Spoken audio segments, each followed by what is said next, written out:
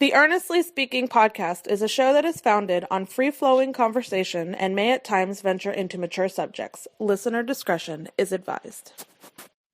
Yeah, Earnestly Speaking podcast.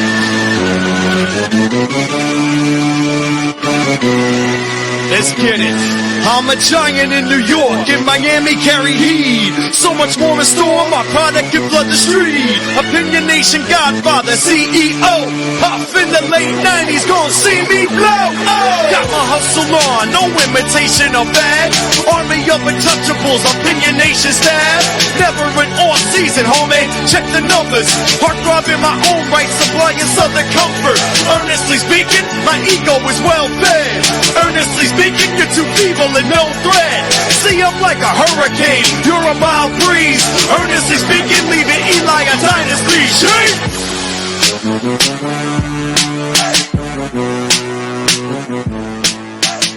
Earnestly Podcast coming to you April 17th, 2024. Back with us after it's been 2 months at least. Another podcast, Zack The Degenerate. It has been a long time. Yeah, a long time. I think Super Bowl props might have been the last time. Zack The Degenerate, as always. My man, what's up, brother? Not much, man. And we got a lot to talk about today, man. A lot to talk about today. NBA season's in the books. We started playing last night. And we'll get to all that stuff. Now, last episode I recorded here. Let me fix the screen real quick, by the way. I don't like the screen. That's better. Last episode I recorded yesterday. I don't know if you heard it yet. I did my NBA awards on my own. I'm going to get you on the show initially to start it with me, but I did my own. But I figured if you're going to come on the show later in the week, I'll still ask for yours. So I revealed my individual awards, MVP, Coach of the Year, et cetera, all NBA teams, all that. Okay, I don't know if you've heard my list yet. Not yet. So what I'll do, I'll let you reveal your list, tell where you stand, and we'll just discuss it all together. Let me see here first. Maybe bring it up real quick before I get started. Where is it? There it is. Okay, so who was the Rookie of the Year, Zack? Easy, right? This was probably the easiest one I can remember there being. Mm-hmm. Maybe the first month there was a little competition, but after that it was first 2 months actually. And he got better as the year started, as he progressed. Normally it's all the way around. For a center like that, for a guy his size, you figure he'll tail off a little bit because of nutrition, all that game nutrition. He got better as the year progressed. I swear they cheated on his blocks per game, because every game I watched him play, it was 6-7 blocks. Mm-hmm. And they're trying to say, oh, he only had 3.5 blocks a game. Bullshit. Yeah. So I obviously went with me as well too. Who did you have most improved player? So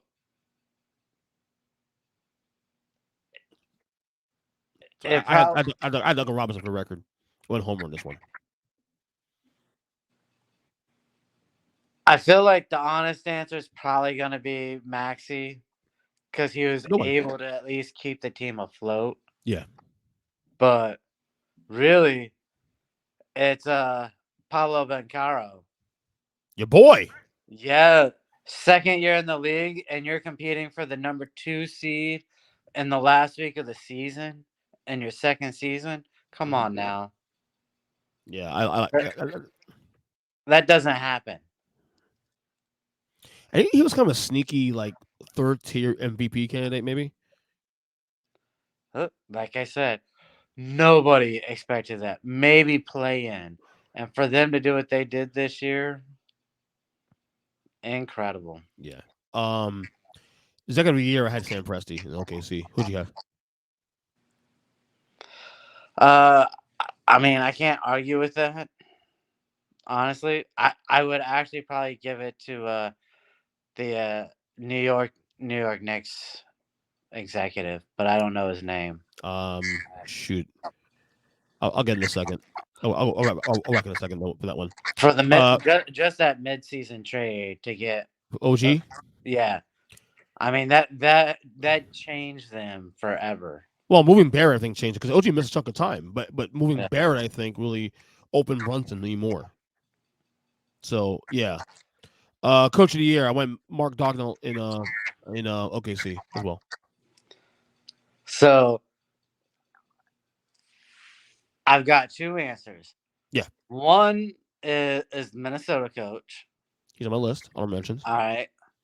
And the other is Griffin for what he did in Milwaukee before he got fired. Look, Ooh. what were they? 17 30, games over 30 and 500. 13. 30 and 13. 30, so 17 games over 500. Literally the only team competing for Boston for best record in the NBA. And they fired the guy. And they were borderline gonna be in a play-in, it looked like. Mm-hmm. So because you can't give it to a coach who got fired, I want to give it to Minnesota's coach, who Chris Finch. Yeah, no one expected that kind of turnaround after the way it worked last year. I will say it's a title race this year because I had Jamal Mosley on my list too. I had Tom Thibodeau on my list. Chris Finch was on my list as well too. Yeah. Yeah. I went Mark Dagnall because I mean OKC being in 1 seed. Yeah, I mean Tom Thibodeau getting 50 wins in New York with one A-star now. I do believe Brunson has made A-level stardom in the NBA. Yep. Oh, we'll get there in a second. We're gonna talk about him in a second. Defensive player of the year. Who'd you go? Oh, I think it's Wemby. I went there as well. I went Wemby as well. There's a little bit that was like Gobert at first. Yeah. Just because, again, Minnesota's defense this year. And you're a Gobert homer for the record. I am. I am a huge Gobert homer. But again, I am so excited every time I watch Wemby play. It is so entertaining. Wemby will be the best player in basketball in 5 years. I don't even know if it'll take 5 years. Let me less than that. Yeah. Yeah. I'm with you. 6 man of the year. Where'd you go? Oh, 6 man of the year. That should have gone to Moody. But then I believe he got hurt. So yeah. I didn't really look into it after that. I just noticed Sacramento take a nosedive. I'm Malik Monk. Malik Monk is my 6 man.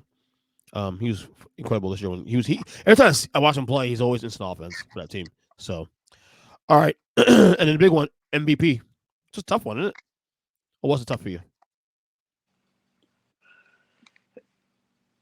It's actually tough, and for not between who is gonna win. All right. I wanted to give it to Shea. Uh-oh. I really believe it's only between 2 guys this year. Shea and Jokic? Shea and Luka. Ooh, okay. For what they have on their team around them compared. It was a healthy season in Denver this year. So Murray missed a couple games though. Overall for MVP. You did? Okay. I went Shea. And Jokic didn't have Murray for a chunk of the year too, also himself, and they still managed to win more games than they did last year. Oh shit, I missed that. I thought he put Murray. Murray missed about 17, 18 games this year, if not more. Yeah. And honestly, the big story for me in the MVP was number 3. So my 5 guys I had ranked was this: at SGA 1, Jokic 2, and then I had to try to figure out who was 3. It was between Jalen Brunson, and Doncic. I went Brunson because talking about who we didn't have most of the year. No Randall, no OG, and you were a 2 seed in the Eastern Conference in a good East this year. That's pretty awesome. I went Brunson, Doncic, and Tatum in that order. No, I agree with that whole order. Yeah. I mean, I don't agree with the order. I agree with the 5 guys though. Right, definitely the 5 guys, which is my first team also too. My first team is those 5 guys. Same here. Brunson, Doncic, Tatum, Jokic. Oh no. And SGA. Who'd you have in the first team?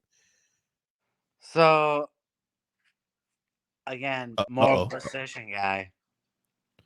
You want more position? Okay. Yeah, I went Giannis over Brunson on first. So to be honest, that's not a bad pick because Giannis individually had a phenomenal year. Yeah. But again, they also had a great season going till he cried, and they gave him Doc Rivers, who is not a great coach. I think if Brunson had the year he had this year, Giannis would been an easy first teamer for me. But Brunson stood out so much for that team that you had to give him that love. Yeah. So who'd you take out? Your 5 is who? My 5 is Luka, Shea, Giannis, Tatum, and Jokic. Okay. I took Brunson's in my second team. Okay. So who's your second team? My second team, I have Brunson and Ant, and then I went Durant and Kawhi and Davis. So I went Anthony Edwards, Anthony Davis, Kevin Durant, Giannis, and this guy, the fifth guy here, I had this on my I had him on my third team initially. Then I did some more stat digging and stuff. I was like, wait, I gotta move back up. That's a bonus with the second team. Dude was almost 20 and 14 this year. Yeah. Pretty sick. Oh no. 2014 and what? 9 assists almost. Something like that. Yeah, he's putting up almost Jokic numbers almost in a sense. So I'll tell you what, the third team was the hardest one by far. Would you go third team? So Sabonis made my third team. Okay. Like we're basically off one guy. I feel like so. Yeah, it's fine. Yeah. We at least identified the top 15 guys in the league there. This is a guy who I thought was top 5 MVP candidate for the first half of the season. And I wasn't going to let – I could understand why he came back from injury and his numbers might have dipped, but I'm not going to kill him. Halliburton. I had Halliburton third team. Curry I couldn't take off because Golden State would be a 20-win team without him. Agreed. All right. That's just how bad that team is. And then – don't tell Chris, but I have LeBron on my third team. So and my starting center is Wemby. So we have 4 to 5 guys. Okay. I had LeBron, Halliburton, Curry. Oh, no, 3 to 5 guys, sorry. Yeah. I have Jaylen Brown and Devin Booker. Okay. I almost did go Wemby though. I was very close to putting Wemby in there because I had like 4 other like honorable mentions. I had Zion I was considering in there. I had Wemby I was considering, Kawhi and Paul George. So Wemby and Booker. I mean, no, Jaylen Brown and Booker were like my honorable mentions. Yeah, because I just couldn't resist putting in Wemby for what he did this season. Yeah, I don't blame you at all. He was definitely considered. But yeah, we at least identified the top 15 guys in the league for the most part. Yeah, and I didn't want to have Kawhi on there, but I really needed a forward. You went more you definitely went more position based more than me anyway. I just think at this point now, the way the league is now, you identify the top 15 guys in the league and keep moving. That's the way I see it now. I also got lucky on my third team that like Sabonis is labeled a power forward, so I could put him at power forward, still give him all NBA, and still put Wemby at center, and be like, look, guy deserved it. Yeah. But yeah, it was pretty interesting though. These first all NBA teams are really they're actually a lot more controversial than we get credit for. The talent pool is so much bigger in the league now than it ever has been. And there's guys that are left off like, wow, he left off that guy, but I get it. I totally get it. So there's that. All right. Let me see what else got on the list on the docket here. We saw last night the Warriors lose out playoffs, on the play-in, whatever we call it. Actually, no, we'll save that. Let's save that first. Let's predict the playoffs. Now we still have technically 3 more playing games, or 2 more playing games in another half here with the Hawks and the Bulls. No one really cares about. So we'll go to the teams first that are set. So let's go. We go East first or West first? Let's go East. Okay, let's go East first. 2 7th official, New York and Philadelphia. Who you like? How many games? I like Philly. I like Philly in 6. Yes, me too. Philly in 6. I said I pissed off Knicks fans early on social media. I said basically I don't care who wins this game, Miami, Philadelphia. Either team is beating New York in the first round. And see, that's where I was different. I honestly believe if it was New York, Miami, New York probably wins 4-1. Really? Yes. Yes. Oh boy. Thanks. Look, you guys don't thanks for the show, buddy. Appreciate it. You don't have legit scores. And so when you put them up against those kind of defenders who will be right on you, it makes it so much harder for a guy who's not really a capable scorer. Mm-hmm. I mean, I see the argument, man, but I just think you got to prove it to me in the playoffs. Miami's like experience, obviously. They probably should have won tonight against Philadelphia. I get it. New York's got to show me that they're ready for the big time. I'm not saying they aren't big time. You got to show me at some point. Yeah, but sometimes it's just purely matchups. Yeah. But Philadelphia, I will say they won 9 in a row since Embiid's been back. So, it is what it is. But I'll go Philly in 6 also too. For the same reason. I just think Philadelphia, Embiid, there's no one to stop Embiid. And I think that team is so galvanized when he's on that court. You got to give him credit there. So I'm with you.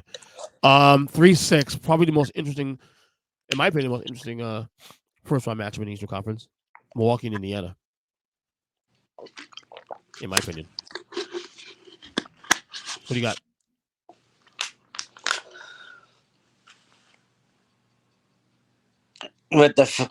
I'm going to have to go with Giannis being out. I'm going to take Indiana. Halliburton's too big. I mean, their guards are just too big for Lillard. So I don't see how they're going to have an offense going. Not to mention you have Doc Rivers there at coach. If he loses this series, he get fired? Oh, I hope you fire him. I doubt they fire him, though. That's 3 coaches in no. span of 1 year. Yeah, you can. I bet they're going to keep him and trade Lillard. And I would not be shocked if he ends up in the Giannis thing is interesting because I was saying before the Giannis injury was announced about him being out in game 1, most likely, that even with him healthy, I think that series goes 7 games. I was Milwaukee in 7 initially. Now it was in game 1. Yeah. I don't like what I see from Milwaukee, man. I had a bad feeling about this team all year long from the word go. I've never felt good about this team from the word go. And yet, so they were 30-13. You were like, damn. I was still, but because even then you were still saying you hear a lot of infighting, about the coach, this, and Giannis complain about this. I'm gonna go for the upset, man. I'm taking Giannis in 7. All right. Giannis in 7. Even when Giannis healthy, I just don't like the optics here. I don't like the optics here. And until Doc Rivers can prove that he can, coach a team in a way where he's no longer dragging the team down with his mediocrity, I think I'm gonna go. I'm gonna go that one. All right, and then your series 4-5, Cleveland and Orlando. This is let's go one of 2 ways. Mm-hmm. All right. This could go like 95 Rockets finals, or we could win in 7 games. So you mean you guys get swept? Yeah. Nah, I don't see that happening. In fact, I wouldn't be surprised. I worry because our offense struggles for long stretches. I mean, just outright sputters. Yeah. But I'll be a homer and take the Magic in 7. So Cavs home court advantage, right? Yeah. I'll go Cavs in 7 also too. Ooh. But we're not surprised Orlando makes this a series. Would not surprise me at all. I the same feeling I have about the Bucks all year long. Cavs included in that. I just don't feel good about the Cavs. I don't feel good about them as a conference finals appearance. They may get there because by virtue of the matchups, but the Cavs always felt like they're really good, but there's definitely a ceiling, and the ceiling's a lot lower than people give credit for. Yeah, Cavs are only making out again. if the Cavs were to win this round, this is the only round they're winning. Yeah. Then they go up against Boston and they're screwed. Yeah, give me Cavs in 7. But hold on, look at the series. All right, so Boston's going to play the winner of Miami. They're gonna play Miami, whether against Chicago or Atlanta. Right now, Chicago's up by, as it's recording, up by 18 in the fourth quarter. Chicago will probably win that game most likely. We'll see how that plays out. Obviously, recording during the game. But we agreed the Heat will be the team that'll beat the Bulls or the Hawks in the playing game on Friday. That being said, Celtics, I think, will win either of these series. Against the Heat, I might go 6 though, just because of Miami finding ways to make things interesting. But Boston is a much better team than they were last year. That's the difference, So give me Boston. If they play Miami, Boston in 6. If they play Chicago, Boston in a sweep. If they're playing Atlanta, Boston in 5. It's a sweep if they play anyone other than Miami, and it's a gentleman's sweep against Miami, and that's only because of the respect for playoff Jimmy. Yeah, who's falling completely out of my top 25, by the way. Whoa! Good Lord, man. Can you show up during the regular season so you might have a decent matchup? Wow. Well, let me hear that one, buddy. All right, Western Conference, 2-7, Denver and Lakers, Nuggets and Lakers. Who you got? I'll take Denver, and we'll do it again. We'll say gentleman's sweep from my respect for LeBron. I might go Denver at 6, actually. I think LA will show up a couple games this year. Those games are close, because actually. D'Angelo Russell's playing better this year? Helps, right? Doesn't hurt. Yeah. Denver in 6. I think they'll have a massive lead in the series, and they'll give up one more game at Staples and close out at home. No, actually, no. They'll win it on the road because they'll be game 6. So, yeah, never mind. And this is where, playoff matchups. Mm-hmm. Lakers could easily go another round had they ended up playing, say, OKC or Minnesota. Another round. I would have picked them to win the series as OKC if they drew in the first round. I tweeted last night. I said OKC caught a huge break by Pelicans losing last night. So there you go. So give me Denver in 6 though. All right, 3-6. Very underrated matchup here. Timberwolves and Suns. What you got? This is tough, actually. No, this is not tough at all. Mm-hmm. I think this is going to be out of respect for the ring chaser who gets all the credit in Golden State.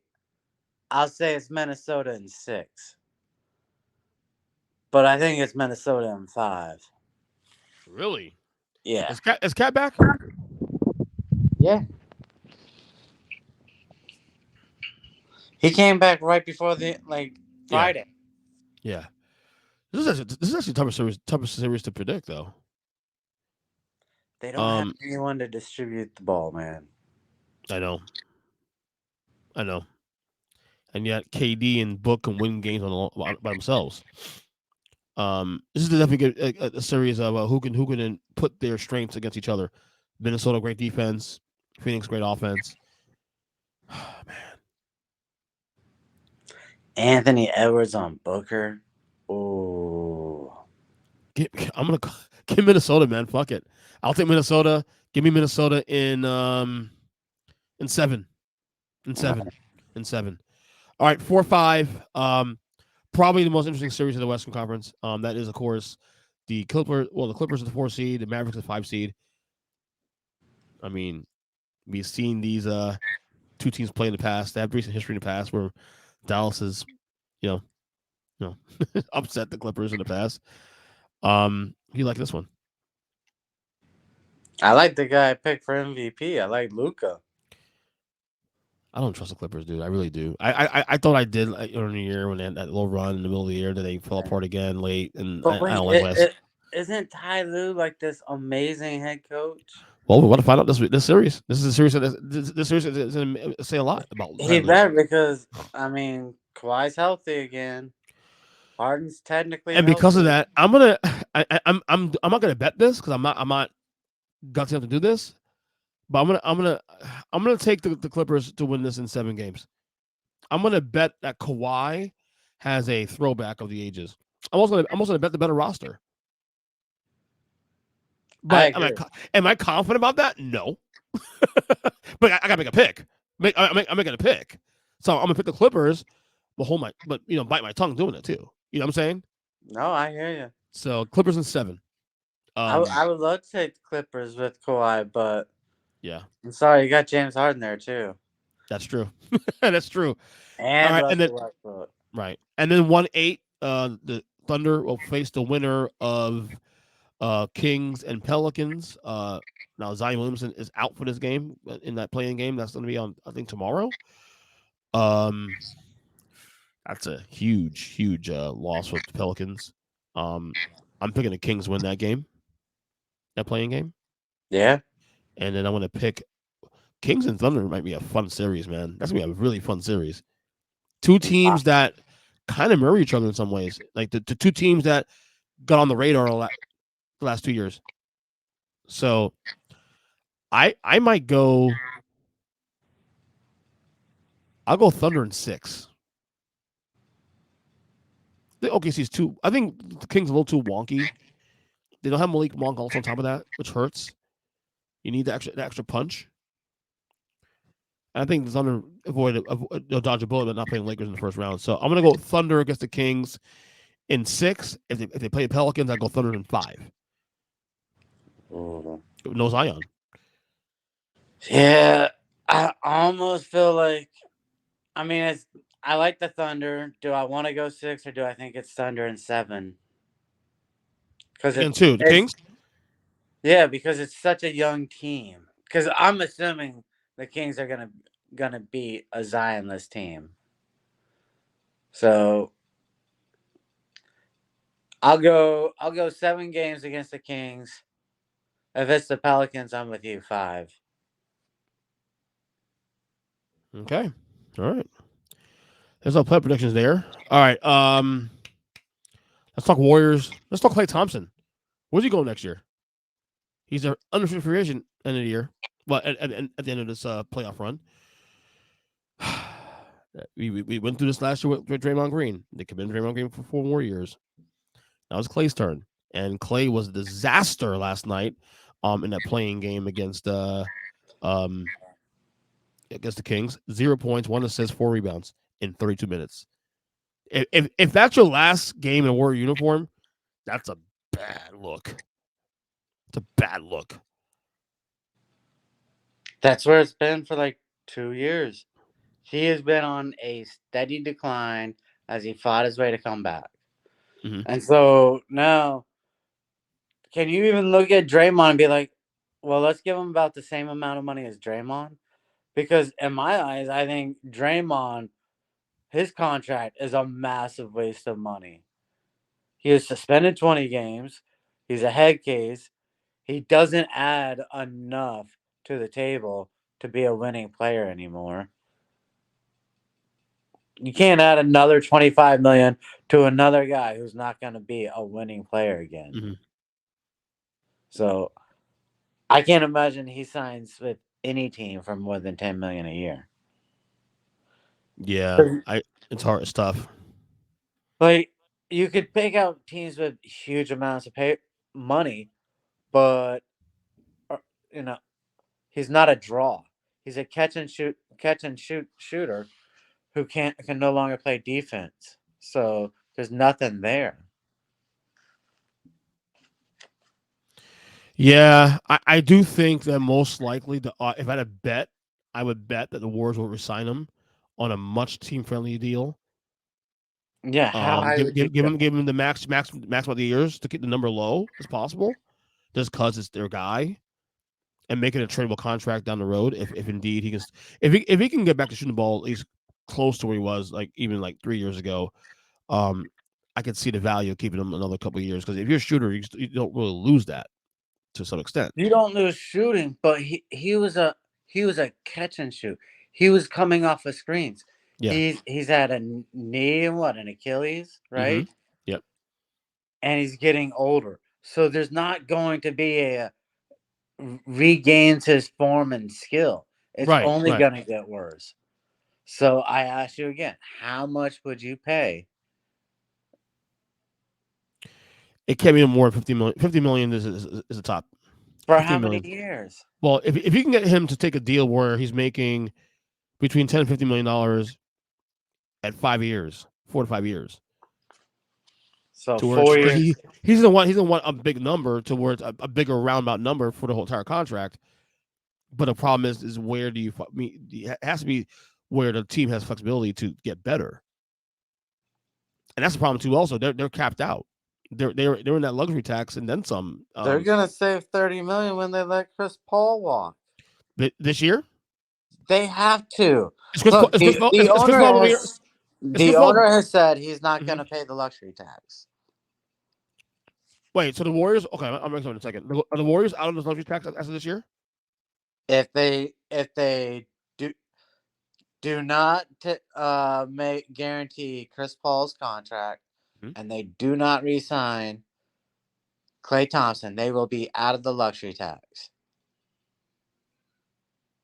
And then you'd be free to start moving some real money. You could start packaging Wiggins and a pick and another player for another star.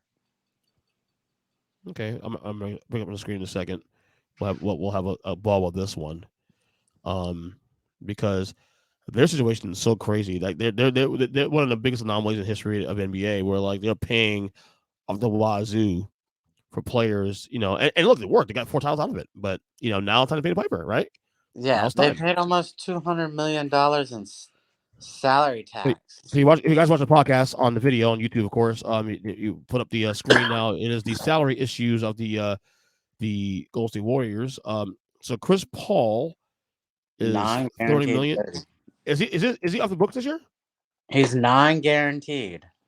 Right. Just like last year where they chose to guarantee it. Right. He's done. No, they're guaranteed 9. That's it. Wiggins. This doesn't show me actually the entire year. This is only showing me this year. That's it. Well, yeah, because you can only show this. Oh, it doesn't show future years. I want to see the ones year to year. Oh, let me see if we can find another one quick. No, but to your point though, Klay will have to take a significantly less year to year deal. You front load it heavy on the front end, but even then, I just don't see a scenario where he has not proven that he's someone you should be paying more than $10, $50 million a year, because he was bad. He was bad this year. He was bad. I don't know how you can. I don't know how you can look and justify you can pay for the pass. You can't pay for the pass, dude. You can't. All right, this should help now. I think this is the one. Sports track. All right, so let's see here. Klay Thompson, Steph. Okay. They're not showing me anything here. Oh, not showing me anything. That's from year to year. What is he, free agent? Let me see. What is Chris? So Chris Paul has 1 more year, $9 million guaranteed, right? Nothing guaranteed. I don't believe. 0 guaranteed. Okay. It's $30 million if they guarantee it. Okay, Klay Thompson expires this year. Chris Paul expires next year. Klay Thompson expires this year, 2024. Correct. Chris Paul is a non-guarantee, so it can expire this year. And if you're Steph Curry, how do you receive that? That's the thing too. Also, how do you receive that situation? You know what I'm saying? Because you're 35, 36 years old. You're still relatively in your prime, but you're not playing meaningful basketball anymore. How's that work? How do you receive that? Are you okay with the Warriors being where they're at and entering your twilight of your career doing that? I don't know. He must be. He okayed $25 million to Draymond a year. I mean that $25 million could be going to a star now. I agree. So That's gonna be. I think they'll find a way to make a sweetheart deal to where it's team friendly.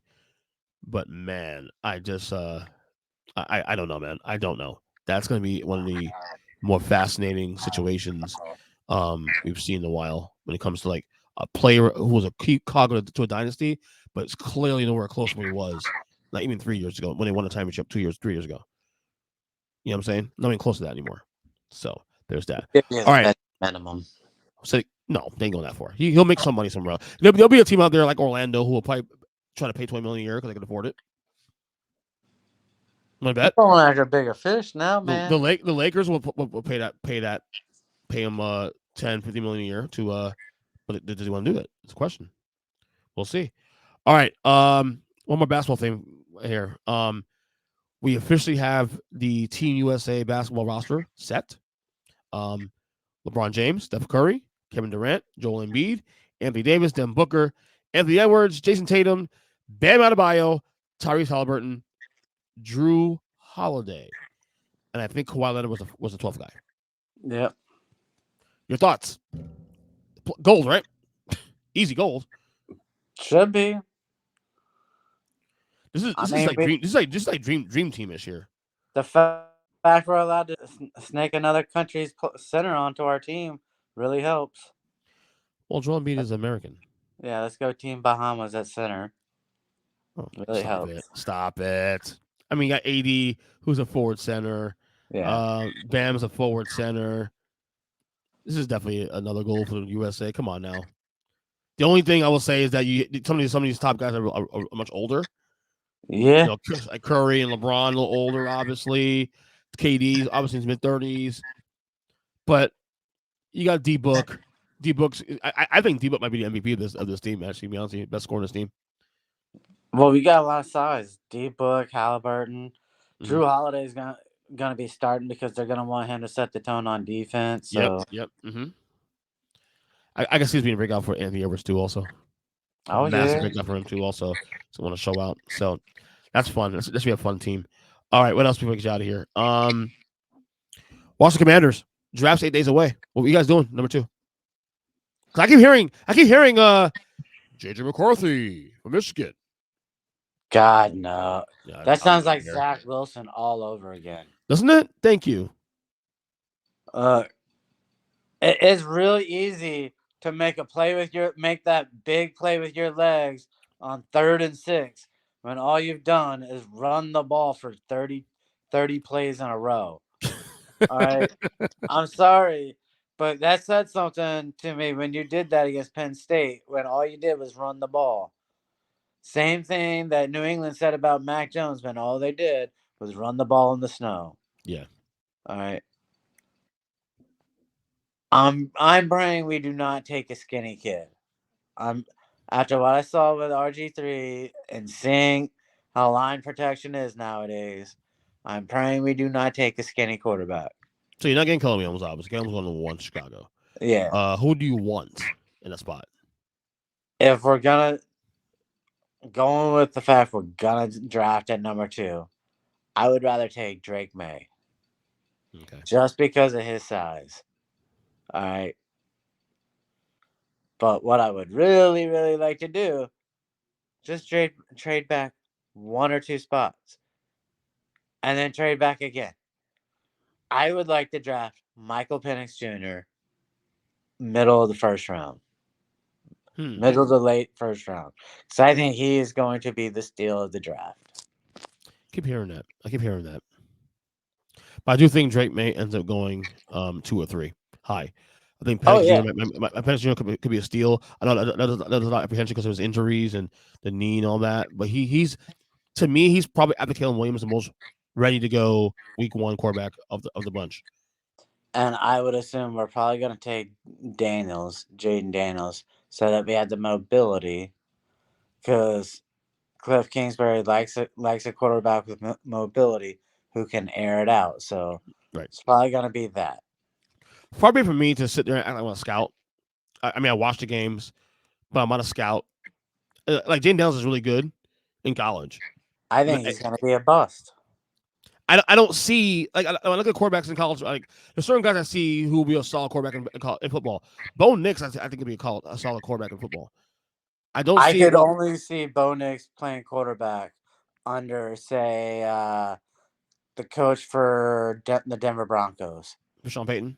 Yeah, someone who wants those really short, quick throws, because that's all Bo Nix is. He doesn't have an arm. Yeah, I can't see Jane Daniels. I mean, look, I could be totally wrong. Hope I am wrong. He seems like a really good kid, but I other than Caleb Williams and maybe Drake May, I don't see like for sure, surefire. Like, oh my God, this guy's gonna be a Pro Bowler. Shoot. I don't even see surefire and Drake May. I just assume we're gonna pick between Jaden Daniels and Drake May, and if it was my choice, it'd be Drake May. I really believe Redskins gonna take Jaden Daniels. Yeah. And I don't think either of those quarterbacks are going to succeed in the NFL. Right.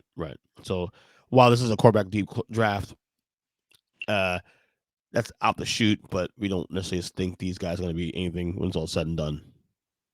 No. I think Caleb Williams has a chance. I think Michael Penix Jr. has a chance. And like I said, Denver is set up perfect for Bo Nix. If that were to happen, I think he would work out there. Right.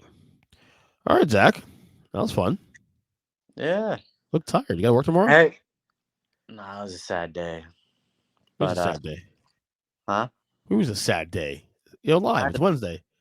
I had to put my dog down. Man. Oh, no. Yeah. That sucks, dude. Sorry to hear that. Man, I had to do the same thing 2 years ago, man. It's not fun. Yeah. I still get to, that sucks, dude. Sorry to hear that. So yeah, hit close show on a summer note, obviously. No, so we'll do something else for the Degenerate. What do you think's gonna be the worst? What was the worst storyline of the year for basketball? The worst storyline? Yeah. That kid that got banned from the league. Yep. He made an example. Oh, I knew that was coming too. I think that's gonna start to change the league real quick, though. Yeah, and here's the thing: they had to do it. Oh, absolutely. There's no way you can ever allow him back. Yeah. But no, I think there's gonna be a lot of searches of players who left games early, backtracking. Yep. So, I don't think they'll search heavy now because they want to lose stars. But I think this decision was a warning sign. Don't fuck around. You know what I'm saying? So that was definitely worst story. Was it Porter? Jonte Porter, his name is. But yep. Yeah, definitely worst story of the league. But and I must say, look, I'm pro gambling, but bad luck, really bad luck. Oh yeah. But again, sports. You want to get the gambling, so what happens? You open yourself up to like this kind of shit. So, anyway, Zach, good job as always, man. You too, man. Good job. You take it easy. You got it. Thank